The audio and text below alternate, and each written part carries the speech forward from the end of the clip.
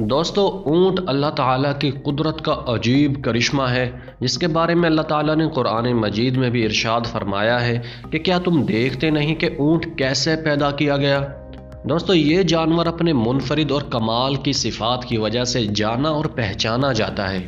اونٹ کو صحرا کا جہاز کہا جاتا ہے کیونکہ صحرا میں جہاں دوسرے جانور بھوک، پیاس اور گرمی کی وجہ سے جلدی بیمار یا مر جاتے ہیں، وہیں یہ جانور لمبے عرصے تک بنا کھائے پیے زندہ رہ سکتا ہے۔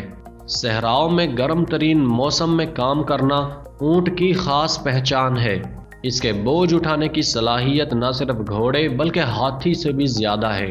اونٹ کی ایک خاصیت یہ بھی ہے کہ دوسرے جانور جو بوجھ اٹھانے کے لیے استعمال ہوتے ہیں، مثلاً گائے، بھینس، گھوڑے، خچر اور گدھے وغیرہ، ان پر آپ صرف اس وقت بوجھ لاد سکتے ہیں جب وہ کھڑے ہوں۔ بیٹھنے کی حالت میں ان پر نہ سوار ہوا جاتا ہے اور نہ ہی بوجھ لادا جا سکتا ہے، جبکہ اونٹ پر آپ بیٹھنے کی حالت میں بھی بوجھ لاد سکتے ہیں۔ دوسرے چوپائے، گائے، بھینس، بکری وغیرہ جب چلتے ہیں تو ان کی اگلی دائیں ٹانگ اٹھتی ہے تو اس وقت پچھلی بائیں ٹانگ بھی اٹھتی ہے۔ اس طرح ان کا توازن اگلی بائیں ٹانگ اور پچھلی دائیں ٹانگ کی مدد سے قائم رہتا ہے۔ اونٹ اس معاملے میں بھی منفرد ہے، اس کی اگلی اور پچھلی ٹانگیں بیک وقت ایک ہی طرف اٹھتی ہیں۔ ریگستان میں جب ریت کا طوفان آتا ہے تو اس کی شدت اور قوت کا اندازہ عام آبادیوں میں رہنے والے نہیں کر سکتے۔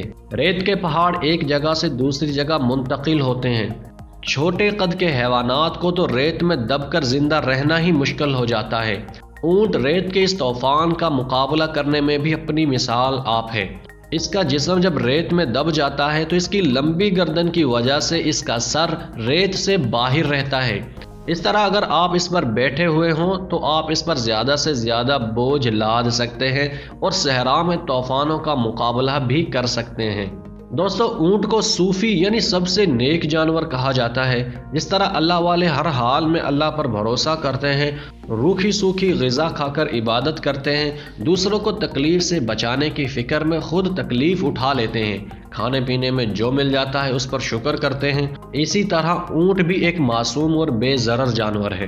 دوسرے جانوروں کے سر پر سینگ ہوتے ہیں جس سے وہ اپنا دفاع بھی کرتے ہیں اور لوگوں کو نقصان بھی پہنچاتے ہیں۔ اس بیچارے کے سر پر سینگ ہی نہیں ہوتے، یہ دوسروں کو ضرر پہنچانے سے گریز کرتا ہے۔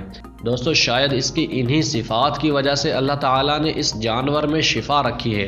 دوستو کہا جاتا ہے کہ اگر اس جانور کی ہڈی کو گھر میں رکھا جائے تو وہ گھر ہر قسم کے جنات اور جادو سے محفوظ رہتا ہے۔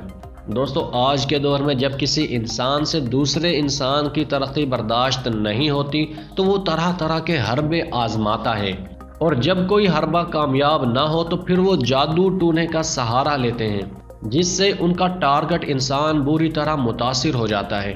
لیکن جس انسان کے گھر میں اونٹ کی ہڈی موجود ہوگی تو اس گھر میں جادو ٹونے اور تعویذ اثر نہیں کریں گے۔ تو دوستو آپ کا اس بارے میں کیا کہنا ہے ہمیں کمنٹ میں ضرور بتانا، اور ساتھ ہی ساتھ اگر آپ کو آج کی یہ ویڈیو پسند آئی ہے تو اسے لائک اور ہمارے چینل کو سبسکرائب ضرور کر دینا۔ ملتے ہیں اگلی ویڈیو میں، تب تک کے لیے اجازت دیجیے، اللہ حافظ۔